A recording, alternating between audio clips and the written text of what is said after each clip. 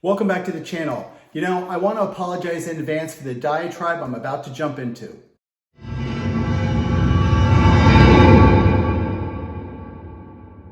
One of the things I've seen time and time again, and it drives me absolutely insane, is the way boxing coaches, MMA instructors, and personal trainers manipulate punching mitts.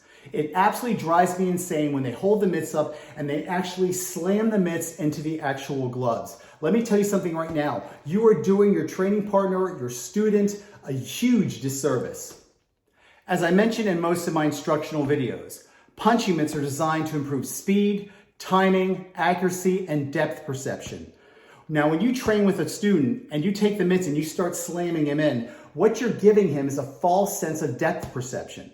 You have to remember, when you're fighting an opponent, he's going to try to evade your shot. If anything, he's not going to move into the blow. He's going to try to evade it by either snapping back, moving right, moving left, or going under the actual strike. What you're doing, people, is wrong.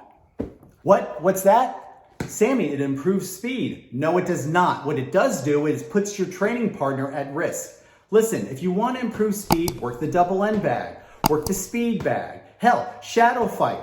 You can even spar. There's lots of great drills out there that will enhance fighting speed. But taking the mitts and hitting them against gloves does not do it. There's an old saying, and it always holds true. Train the way you're going to fight, and fight the way you've trained. So how did this become so popular in martial arts studios, MMA studios, and even boxing clubs? I'll tell you how. Many, many years ago, the old salt boxing coaches would hold focus mitts for their students. And when they would hold it, many of them were not really in great shape. Many of them didn't have eye-hand coordination. Many of them didn't have great timing, but they had knowledge, and that was important. And so what they would do is they would actually move the gloves to hit the actual boxing glove or bag gloves to make contact, because they didn't have the ability to tense the muscles on impact. Because when you hold focus mitts, it requires you, what we call the feeder, to actually tense the muscle on impact. That takes a lot of skill and timing to be able to do it correctly.